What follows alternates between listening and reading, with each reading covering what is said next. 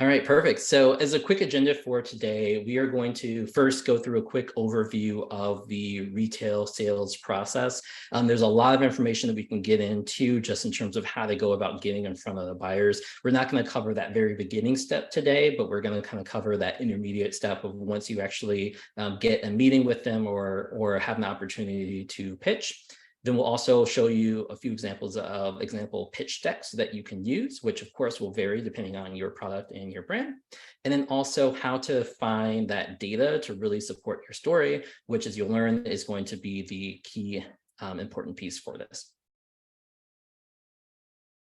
So to get started, I think there's a lot of things as a lot of you have experienced over the last couple of years in terms of pitching to retailers and retail buyers.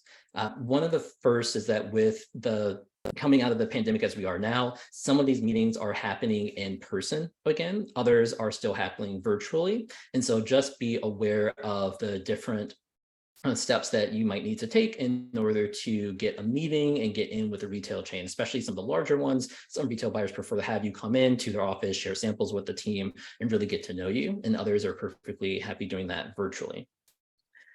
I think the other piece that's really important, as many of you know, is when pitching retail buyers, it's going to be very important to know why your products. One of the common mistakes that a lot of brands will end up making is pitching your product from in your founding story without thinking about the retailer and the impact that your product can have for them. And so the pitch can come off very self-contained or self-centered, quite frankly, when you're talking about your story because you're passionate, you want to share how you got to this journey.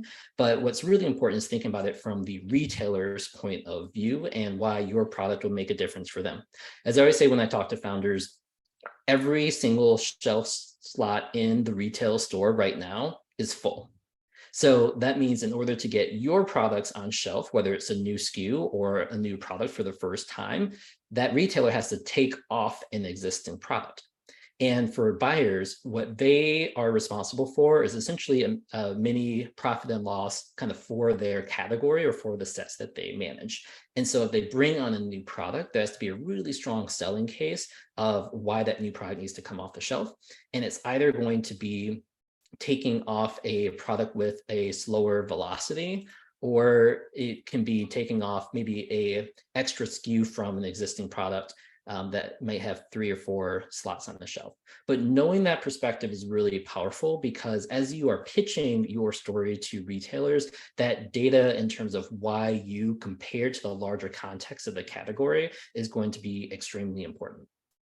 The third piece with that is knowing the retailer themselves. So in talking and hearing from retail buyers, a lot of them have shared stories where they'll receive pitch decks from brands that actually have the logos of their competitors on there. So maybe you're pitching into Sprouts, but you have a Whole Foods logo on your deck. And that's something that will instantly turn off any retailer, not because of the competition, but because you aren't focused on that retailer and how much you want that business and how you're going to support them. And every retailer is different. Every set is going to be different. And so when you're coming into those meetings, the more you know about how their store is laid out, the types of stores, the formats that they have, where your product will be placed on the shelf, will show that you're actually invested in making sure your product is going to be successful for that retailer as well. So there's a ton of other things I'm sure you're thinking about. We will have some time for questions and answers at the end of this presentation. So if you have any other specifics, feel free to share those as well. But I want to show you an example of what a retail sales deck could look like. So this is an example, and I will share this with you afterwards, but one that I put together for my brand T-Squares a few years ago. And a couple key things that are really important as you're thinking about this. The first is making sure that you are clearly saying what your product is and why it's different. It's not important to don't start with like the problem that you're solving with, just be very clear, like we are for T-Squares, we're a caffeinated energy bar. It's something like very direct so the founder can understand the context of which to think about everything that they're looking at. Then you can talk through kind of why you exist and what differentiates you from everything else. And this is where you want to start thinking about your story. So with T-Squares, it was less about why we're different from the competitors from like a macro ingredient level, and more about how we were building a new subcategory within the energy bar set. And so really positioning us from, again, away from nutrition bars and protein bars into this new category that was emerging of mindful bars that we're growing. It's also important to show what all your SKUs are, any key macros around why a consumer might want to buy them. It's good to kind of talk about your scale of your business, but also be sure you know if you're working with Whole Foods that you're selling into UNFI already, or distributors who are relevant, or partners who they see as contemporaries. And then one of the most important things to have is this why you section. And why a retailer should care. And this is going to usually be a key data point that your brand has and a story that you've been able to tell that will mean ultimately increased sales and increased revenue for that buyer and for their set. And so with T-Squares, we found that there's a 32% of our customers report purchasing T-Squares in addition to protein bars. And so as we were building out this category, it wasn't necessarily consumers moving away and cannibalizing sales within the category, but we're bringing a new consumer, a new purchase occasion to the category, which will increase sales for that retailer. And so having a story like that is going to be really important. Other things that you can really think about within there, just other data and traction points in terms of how many customers are requesting you within that store, whether your sales velocities compared to the category in general, and especially if you have a higher velocity than the category average, and that's a strong reason to bring your products in, showing that if you're not in retail already or have a low presence, being able to show your e-commerce sales, repeat purchase rates, anything like that that's really able to set your product apart to make a case why they should remove something else from their shelf to make room for yours. And we're going to be talking through with Jordan on how to actually find this data for your brand as well. You can also talk about larger consumer trends. A lot of the buyers will have access to spends data, to Nielsen data, to really understand like what their category is doing in general.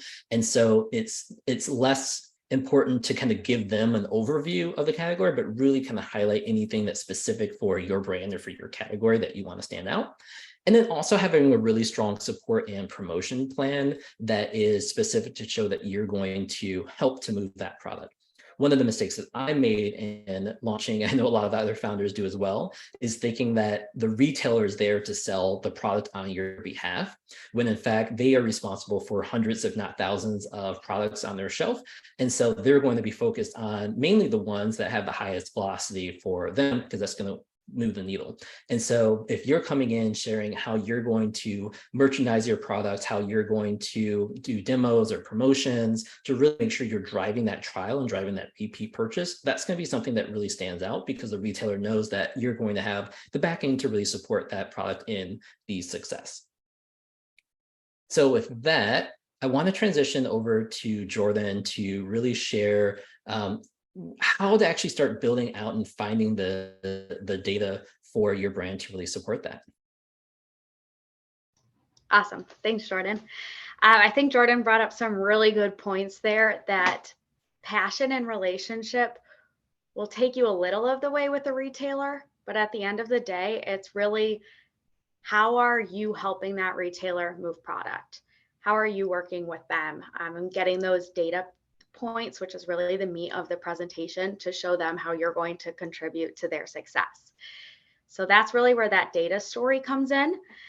And Nielsen identified about 3 years ago that there is a gap in the marketplace specifically with emerging brands to get them data. So when you think, okay, I need data, that sounds expensive, Nielsen has fixed that problem. And also it might sound overwhelming. You might think, I don't know how to do this yet, or work a platform or analyze data. Maybe you're a team of one. Again, that's where Nielsen really came in and solved this issue with a platform called Visor. So this platform that we'll walk through today is going to show you how to get those data points you need when creating a retailer deck, and how to get them quickly. chances are most of the emerging brands have a smaller team, or maybe you're a team of one right now. You don't have a ton of time to dedicate to building out things like decks and understanding data. So our goal here was to make that as easy as possible and as affordable as possible for some emerging brands. So I'm going to hop into that today.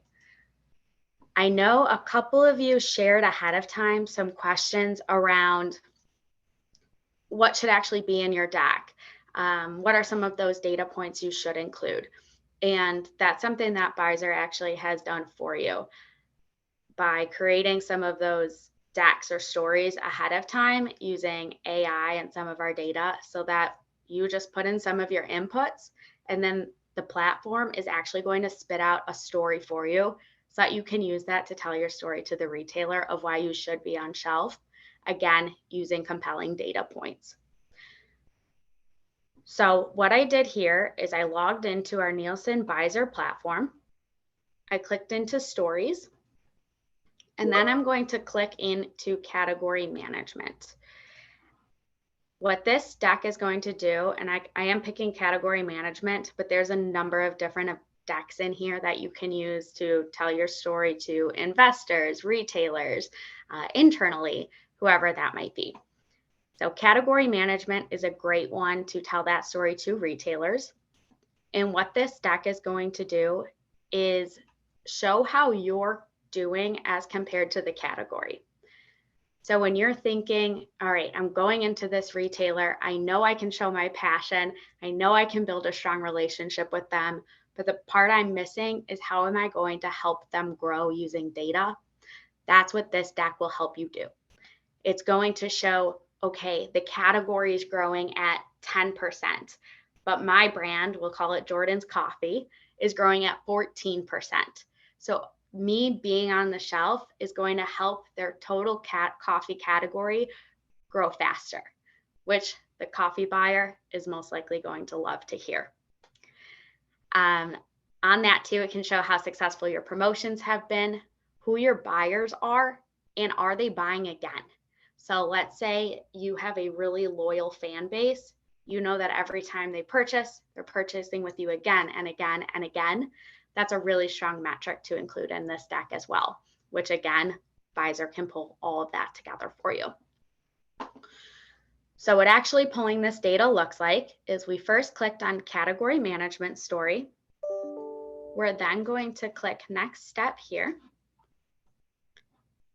And then it's going to give you a preview of what your deck is going to look like, but I'm actually going to show it to you live. So we'll then click next step again. Open this up. You can select your focus brand here. So if you were running it, this would obviously be your brand. Since my brand, Jordan's Coffee, is only in my mind right now, for today's sample, I'm just going to show private label. Maybe in a few years from now, you'll see Jordan's Coffee on the shelf. I can dream big. I may be coming to some of you for advice for things like a prototype on that. So we're choosing private label and then the coffee category. And then Jordan, I wanted to do a call out as well. If some of the brands are newer and they're not showing up in these Nielsen reports, are they able to select any brand to focus on? So maybe a competitor or at least a category? Yeah, great call out. So there's two things you can do there. One is going to be exactly what you said. Look at the total category or look at a competitor they're looking to emulate. And then the second thing that you guys can do is actually send us your products to get them into the system. So any product that's on shelf, we can get it put into the system. It takes about 6 to 8 weeks, and then you'll actually be able to run your data for your item and then also your competitor's item. I'll show a slide at the end here, but just for attending this webinar, we're actually giving everybody 3 free polls. So you'll be able to go in and do exactly what I'm showing you today. So if your products aren't coded yet, I recommend you can reach out actually directly to me and I can show you how to code those items. And then if you're wanting data quick, you don't have time to code your items, exactly, just like at a competitor or the total category for some insights. Jordan, do you know if the this data is available for Canada as well as the US, or just the US right now? For this platform specifically, it's just in the US, but we do have data polls for Canada. So if that's something you're interested in, again, just reach out and we can help you out. Perfect. Question. So I've pulled private label and coffee. And let's say my brand, Jordan's Coffee, say I was pulling it for Jordan's Coffee. What makes my brand really special is that it's organic and it's caramel flavored. So that's what really separates me from the rest of the pack is, let's say, for example, I'm the only organic caramel flavored coffee, and I know that there's a consumer base who really is looking for that. What I could do in that case is actually call out organic, and then I can add another one for flavor. And that's going to give me specifically, I can filter it for caramel, but caramel flavored organic coffee. So I'm not comparing myself to the entire category when I'm telling my story. I'm making myself a little bit more niche, should you be interested in that. For today, I will just run it for private label coffee. Click next. And this is where I can pick my market. So let's say I'm trying to get onto the shelf at Publix. I probably want to run a report or a deck to see how is Publix doing overall and how am I doing compared to Publix. So for that, I am going to go into grocery here and then choose Publix. And as I scroll to Publix, you'll notice there are quite a few markets in this platform. So the idea of Bizer was really to democratize data and again, make sure that some of those emerging brands with smaller teams, smaller budgets are able to compete with the big guys. So getting this many different retailers used to be an incredibly big investment, whereas now with the Bizer platform, it's a little bit more affordable to get almost every retailer in the database. So chose Publix here. Then I'm going to scroll down, click next, and then I can click next step. And what that's going to do is actually run you a deck. I pre-pulled this deck for you and edited it to be Jordan's Coffee, again, manifesting my brand here. And in about 20 minutes, it will pull for you this deck that would take, say, an experienced analyst, likely at least a full day, if not longer, to create, again, in just about 20 minutes and a couple of clicks. So this deck is going to assess the category, understand shopper trends, performance drivers, how the total market is doing, thinking again back to how are you going to help that buyer make money, which is their main goal. Show some of those price and promotion trends, which Jordan mentioned. You're the one really driving that strategy oftentimes rather than your buyer who has hundreds of brands they're managing. So I can click through. I'm going to call out a couple of slides that I think are really impactful, especially to emerging brands going to a buyer. I'll start with this one. Slide number 4 is just going to give a quick overview. How's Jordan's ready-to-drink coffee products doing versus the rest of the ready-to-drink category? What's the promotion, the velocity, so how quickly are we moving? And then the distribution, how widespread are we? I'm going to also hop down to slide 14 here, which kind of compares, it's about the same, but it kind of compares the two of those. So if I'm pitching Jordan's Coffee to Publix, I can show them that, hey, if you're looking at total US, the total coffee category, which we'll see right down here, is growing at 10.4% versus last year. My coffee, Jordan's ready to drink coffee, is growing at 17.9%. So I'm growing much quicker than the category average. What this means to the buyer is I'm going to make them more money faster. I'm going to help bring up that coffee category average for them, which I'll obviously like to see.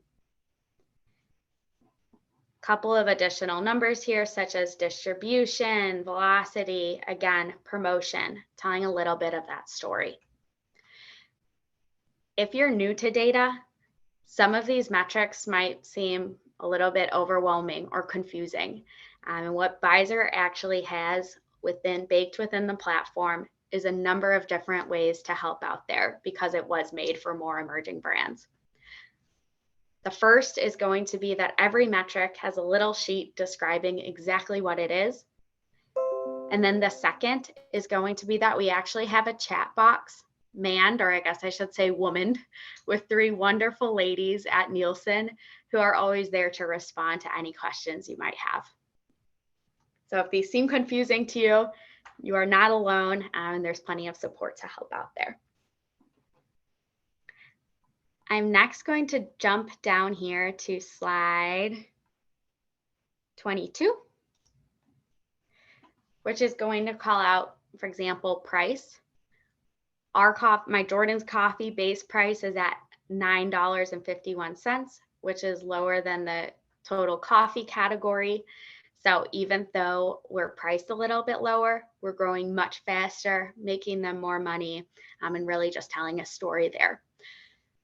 So having a deck like this put together is going to show the retailers that you're capable, you know what you're doing, you can speak their language, and again, you can show them how you're going to help them grow as a retailer. Any questions on this so far? No questions have come in yet, but if anyone has questions, feel free to drop those in the chat. And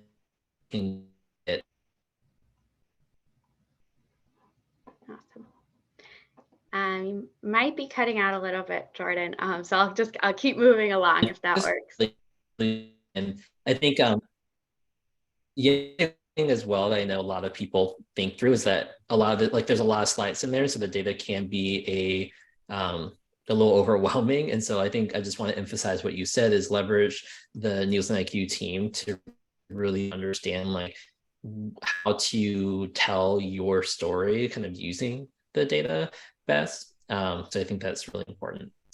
One question that we got here. So are there any major accounts missing from the data set?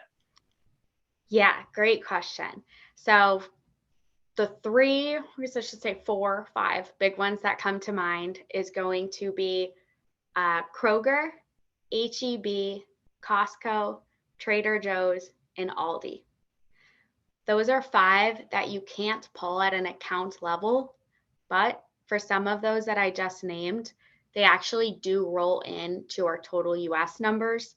So you're able to get a pulse on how they're doing. You just can't look at them at an account level.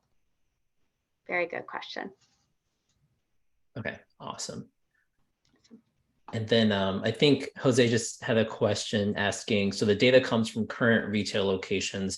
Would it not work if you aren't in any retailers yet? I think that goes back to what we answered before, where you can either look up a competitor or you can look at the category as a whole, or request to get your brand, if you are in any retail stores that are covered, to get those listed within the platform, which takes 6 to 8 weeks. So there's a couple different options that you can pursue. Another thing I see some newer brands doing, if they have a strong online presence and are looking to get into retail, is using some of that online data they have and comparing that to the category. So kind of merging those 2 data sets to help you tell a story. Yeah, I think that's important. And then also if you're in any like small, one-off independent stores that might not be reporting data, you can do that same thing as well. And I've seen some brands really use that to their advantage, right? If they're in a dozen smaller independents, you can usually have a higher push through in terms of like making sure velocity numbers are high and looks really good, so that you can tell those strong velocity stories because you're doing the things to really support those stores that you are currently selling in, even if they're a little bit smaller. Yeah, great. Another call out I'll make on the markets is that many of them can break down quite low. So Publix, for example, can go down to division. So let's say you're specifically trying to get into Publix Miami and you've had good success in Miami independents. You can then tell that story at a very local level, kind of start small and then begin to build as you have success there. Yeah, that's a great call out. Jerry also had a question. Does this cover all categories across the entire store? Yes, with the caveat of some general merchandise. So I'll say pretty much anything you can eat or drink. Yes, most beauty products, a little bit of baby. If you're thinking of a broom, for example, a lawnmower, some of those things we don't track. But if you're ever in doubt, just reach out and we can do a quick check for you. If you want to ping what it is right now, Jordan, if you don't mind reading it off, I can let you know if I know top of mind if we have it or not. Yep. So Jerry, if you want to mention your category, we're happy to take a look now. And then James had a question. Does the data, how often does the data refresh? Very good question. So this data actually refreshes weekly, which is an incredibly competitive aspect of the platform. This is, I believe, this is definitely the first time data being refreshed weekly isn't in the multiple hundreds of thousands price point. So definitely a huge advantage of the platform that it does update so frequently. Awesome. Love that. All right. Perfect. Jordan, I think we can keep going for now. Awesome. So the next report I'll show here is going to be a brand and category trend, which I'll also show you how to run this really quickly. So I'm going to go to category and brand trend here. Click it. We're going to choose our brand. I'm going to go with private label again. While we wait for Jordan's coffee to really take off. There you go. And then I'm going to choose coffee here again. You can, once again, break it down by characteristic if you're looking to see how a specific flavor is doing, if it's organic, if it's sustainable, whatever the buzzword you might be looking for, or if you're trying to narrow down your category set a little bit, you can filter by characteristic. For today's purposes, I just pulled regular old private label coffee. And what we're seeing here is that the focus brand, so private label, is growing at 13.8%, whereas the total coffee category is only growing at 7.5%. So another really strong story for, let's say this was Jordan's Coffee, for Jordan's Coffee to tell on how we're going to make the retailer more money. Like Jordan mentioned, you can pull in your competitors here. So when you're thinking of every spot at the retailer's currently taken, how do I fight to get on shelf when some of these brands are much larger than I am? The way you do that is by having the same data as them. So being able to tell the story of, hey, X, Y, and Z competitor who's currently on the shelf is moving much slower than I am in the retailers I'm in or my online presence. If you bring me in, we'll be growing at 13.8%. We can quickly be producing a lot better than some of those other brands. So that's really how you advocate for a spot. Another way you can do that is through mixing your passion with some of that data. So let's say, for example, you are really passionate about your natural product that is going to increase sustainability. It might be pulling in to show, hey, sustainable shoppers are willing to pay 14% more for a product that's sustainable. Those sustainable products are also moving quicker. So finding those actual data points to prove that your product will be producing for the retailer, again, through actual data. So again, just quick poll here. I liked this story because if we're just looking at regular coffee, no additional characteristics, we actually have total private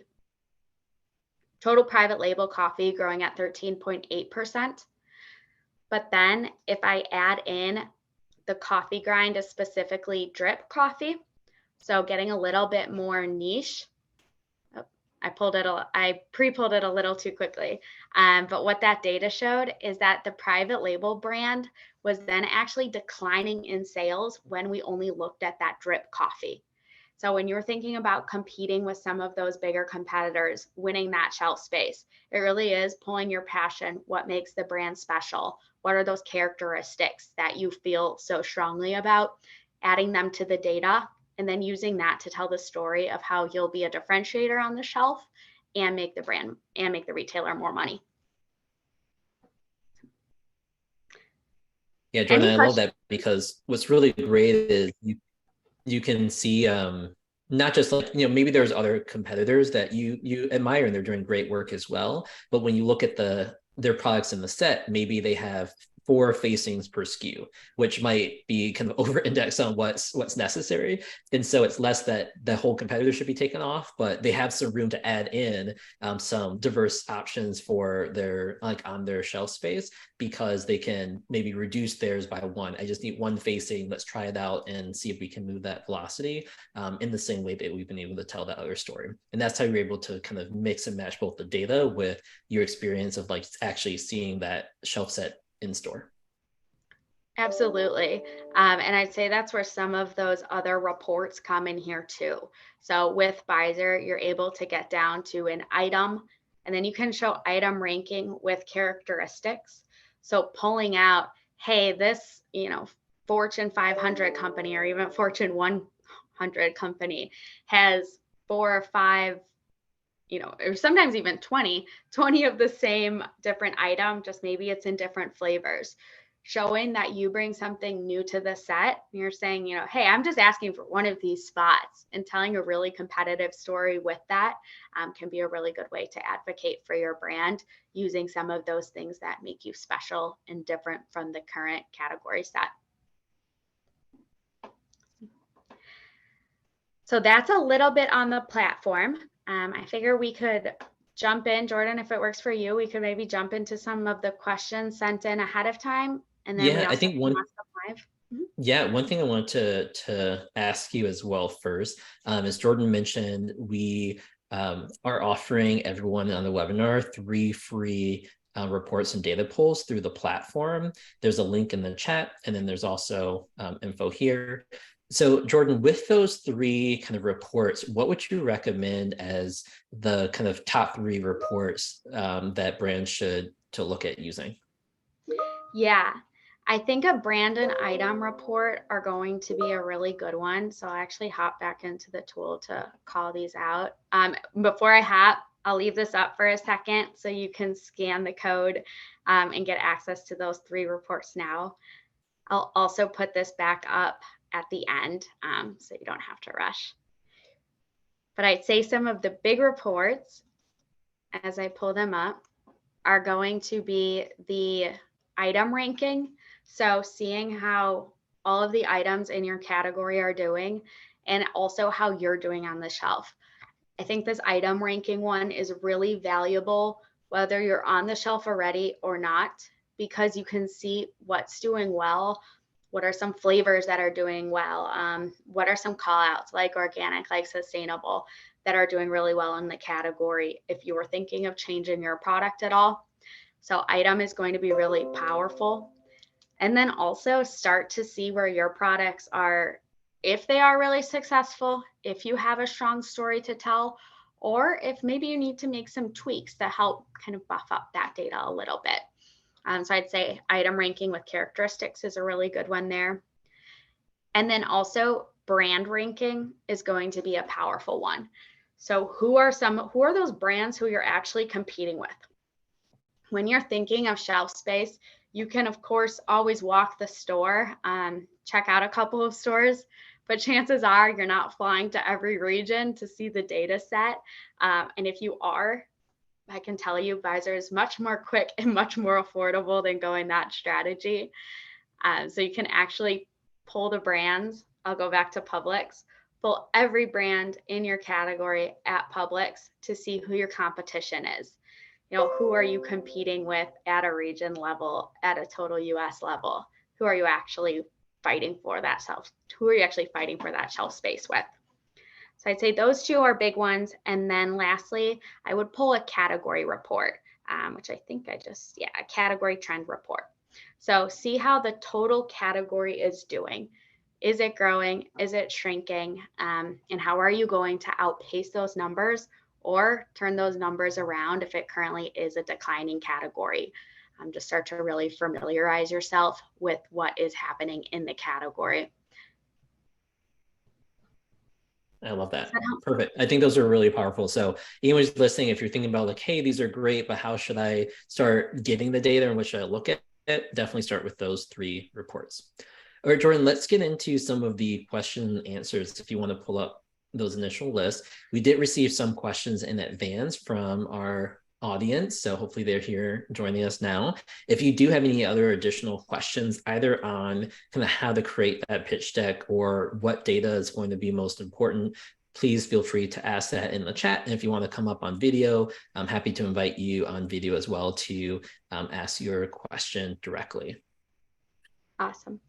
And as I pull those up, another thing I'll mention on picking out your 3 reports is if you're not quite sure where to start or you have any questions, please just reach out. My email is linked there, is linked in the, I believe it's linked on the deck. It'll be on the recording. I also can send out some follow-ups. So please don't hesitate to reach out if you have a specific question or specific business issue you're trying to solve. Whether it's myself or someone else on the Nielsen team, we're happy to help advise on what the best use of those polls are. Awesome. So these questions that were sent in were incredible. Thank you all so much for asking them.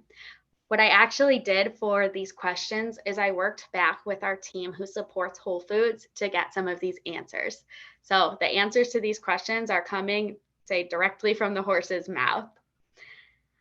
And the first question we had is, what are some common pitfalls or mistakes to avoid when creating a retail sales pitch deck?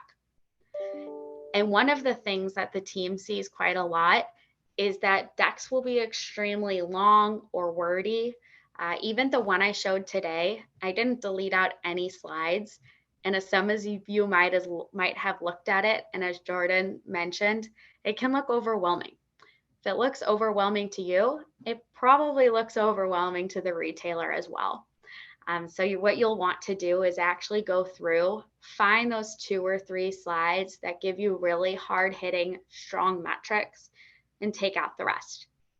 I'd be able to speak to most of it, but what you actually want to present is going to be that really hard-hitting, impactful data. Next, a retailer is focused on meeting the needs of their customers. Like Jordan said at the beginning, well, you might be really passionate, hopefully you're really passionate about your brand and your story. Ultimately, what the retailer is concerned about is their customer. How are you going to help their shopper, and how are you going to increase their revenue? Next, we have, how do you convince retailers to replace competitor SKUs in the same product or category and get your company's products on the shelf? I think we brought this one up a couple of different times throughout the presentation on how you can use data to do that. But a main way is going to be selling your products based on its own merits. So rather than putting down another product, you want to bring yours up. Show how it's more productive. Show how it's making more money than the category, or making more money, growing faster, gaining distribution quicker than some of the competition. And then also show that you're addressing a more specific need state. And what the team called out here is a consumer decision tree. So what this consumer decision tree shows is going to be something like a consumer is buying first off brand, second off if a product is organic or not. I'm just making these up, but it will vary category to category. Let's say the second thing a consumer decides when deciding which product to purchase is whether or not it's organic, and there's currently no organic items in the category. That's a clear need state and a reason someone might leave that retailer and purchase something online, or purchase something in a retailer that might have that. So being able to tell that story. Next is going to be proving that they will gain and won't lose shoppers if they add you to the shelf. So some products, and I can speak to my L'Oreal mascara. If my L'Oreal mascara is not on the shelf at a retailer, I won't pick up another mascara. I will actually leave that retailer, go to a retailer that has it. And of course, I'm a sucker for the items in the checkout line. Instead of just buying my $11 mascara, I probably am checking out with around a $33 bill because I've picked up some gum, some chapstick, maybe a Gatorade, whatever else it might be. So show that your product, if they take something else off the shelf, that consumer won't leave the store to go to their competitor. They'll pick up yours instead. And the way you can do that is through a walk rate, is what the home scan report is called. And I know I'm throwing a lot of words out here. You don't have to know all of them. This is really where the Nielsen partnership comes in to help navigate you through the world of data. I think that's another thing that's important, Jordan, as well, as you're mentioning, is how your product might increase the basket size. And so I know there's other brands that might have a sauce. Let's say you have a pasta sauce, then consumers are likely picking up dried pasta to go along with it, maybe your protein and vegetables as well. And so it's not just within that one category, but also within the entire store as well. So you can think about other ways of positioning. Most buyers might have purview just over their category. So maybe it's the pasta sauce plus the dry pasta. But if it's a smaller store or other stores, they might be thinking of the entire store as a whole. And so I think that's a really great selling point through that you mentioned. Definitely. And that's something we see our larger brands using a lot is, let's say the larger brand is growing quicker than the category average. They might say, okay, yes, we might look like we're slowing down your growth, but what you don't see and what the data we can show you is that by having us on the shelf, the average shopper is actually buying more, putting more things in their basket than the shopper who doesn't buy our product. So indirectly, we are making the retailer money. And you might be thinking, okay, as an emerging brand, how can I compete with stories like this and knowledge like this and all of this data? And that is really where Visor comes into play to get you some of that data, pre-build you some of those insights, and then give you a bit of that support you need to understand where these metrics are coming from so that you can compete with some of these larger brands. Next, what is the target audience, the decision makers, looking for when deciding which brands to onboard? Is it profitability, a compelling product, or brands with a social and environmental impact? Our Whole Foods team mentioned it's all of the above. It really depends on the retailer strategy, but as we've said a few times in this presentation, at the end of the day, I think we're all here to make money. So that product ad does need to be profitable, and it does need to be something that consumers are going to pick up and buy. I think one thing as well with that is that you can ask the buyer, what are your priorities for this next quarter, this next year? What are you looking for? What are the challenges that you're experiencing, right? I think a lot of them are willing to share like, hey, we're looking for X, Y, and Z, or we're going through this change. And so they can share that insight, and then you can tailor your presentation, your pitch to that. So you can ask that early on in the conversation. Completely. Very good call out. Great. Next, we have here, how do you persuade retailers to go beyond just onboarding a company's products and instead be able to provide your company with favorable merchandising? And is there an ideal length for a presentation? Just like you said, Jordan, it's really asking about the buyer strategy ahead of time and being willing to collaborate. I know I mentioned at the beginning, relationship and passion will only get you so far. Data does the rest. That relationship and passion is still important. Being able to flex a little bit to the retailer's needs, listening to what they say, not coming in too strong and acting like you know the category much better than the retailer. That's really creating a partnership with them and being open to what they need and willing to collaborate with the retailer. And then as far as how long, about 1 to 2 slides about merchandising support. So in that deck, adding in a little bit on what merchandising support you might need, what promos you might want, outside of the box ideas for marketing, retailer tie-ins, maybe cross promotion, whatever those might be. One other advice I got from a past Target buyer is that each retailer will have specific rewards programs and things like that to that they're offering to their partners. So if you're pitching a Target, speak specifically to how you're going to support them through the Target Circle app. Or if you're talking to Kroger, or one of the Kroger banners, their Shop and Save app, so that it's, they have a lot of times quotas like within their internal kind of rewards program merchandising as well. And so if you're spending and putting money into their own platforms, and that's something that they're going to pay attention to too.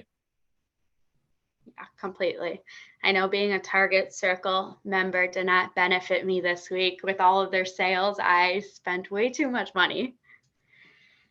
I hear you. Next question here is, should you create the presentation with the intention that you might not be able to present it in person? And I think that's really good advice here, that even if you do plan to present in person, you should have the slides be able to speak to themselves, because at the end of the day, most of the things are getting passed along internally. So they might be going from the buyer you're speaking with up to the buyer's boss. As most of us know, especially over the past 2 years, buyers have been changing rapidly. There's a lot of turnover. So there's a good chance your deck is going from the buyer you presented to maybe their backfill.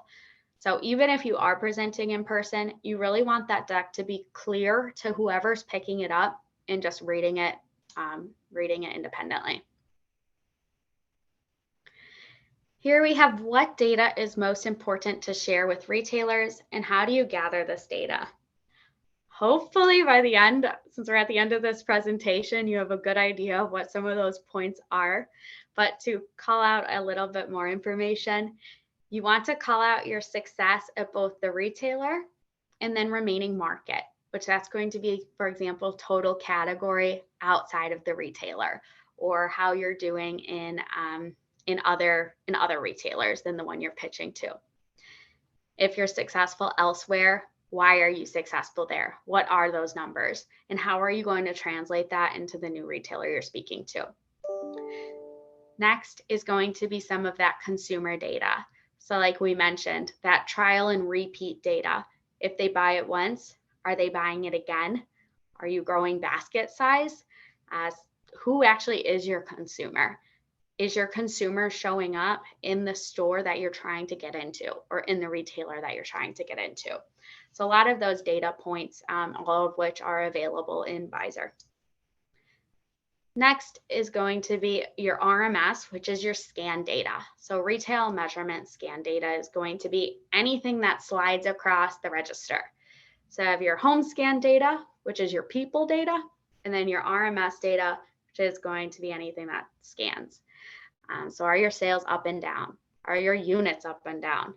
Are you contributing to share growth?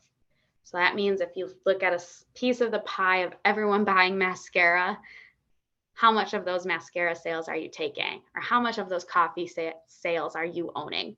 How are you helping to help that retailer grab more of the pie of shoppers? So it really comes down from a data perspective to the people, and then the scan, so the dollar sales. And then Awesome.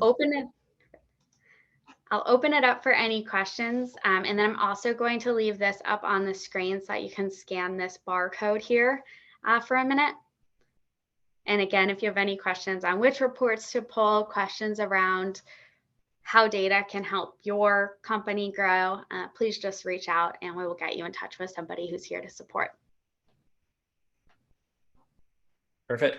Jordan, thanks so much for putting together this presentation. It was definitely extremely helpful. I just shared your email within the chat as well if anyone has questions on what we talked about. And as a reminder, the link was in the chat. We'll also send that out as well. Definitely make sure you're taking advantage of the 3 free reports. There's no strings attached for those. You can get in, use the platform, get data to help your brand. And I highly recommend working with the Nielsen team. There's a link to set up a meeting with them as well to make sure are getting specific questions answered, especially if you're unfamiliar to um, on the free. You mentioned that the pricing, everything was designed to be affordable for brands. What are kind of the approximate kind of pricing that brands can expect as they're buying reports? Yeah, so the way that we do price is pretty democratic. So it's the size of the company is going to impact pricing. And then also how much data you're getting is going to impact pricing as well. So with Bizer, we have packages for, we'll say, smallest of brands, one category, starting at $450 a month. So comparatively to everything you get for the marketplace, that is incredibly, incredibly competitive. And then I will add in a big asterisk that as your companies grow in size, as the data you need continues to grow, that investment will increase. But overall, very competitive entry level price there. No, I think that's really great. And then how often should brands be looking at this data to refresh it for their presentations? Yeah, so that's going to really depend on where you are in your data journey. If you're having, let's say, you have your annual call with a retailer, you're so excited to have secured it, you're probably going to be wanting to look at the data before that call with your retailer. But chances are you might need to look at some data to even get on the shelf there. So if you are in that very early beginning stage, I'd say about quarterly to once a month is how often you want to be keeping a pulse on your brand and your competition. And then as you start to grow, that weekly data becomes invaluable to keep a pulse on what's new in the market, what products have just come out, how are your promotions doing, and how is your competition's promotions doing. Excellent. Nope, I totally agree. So thanks so much, Jordan, for this. As I mentioned, everyone, thank you so much for attending and for submitting your questions. We hope that you were able to get everything answered. As mentioned, I'll be sending out the recording in the next couple of days or by Monday at the latest with the recap of this presentation, along with the presentations that we shared and the link to sign up for your 3 free reports. Have a great rest of your Thursday, and hopefully the information provided here is able to really propel your business on your sales story. Thanks, everyone. Thanks, Jordan.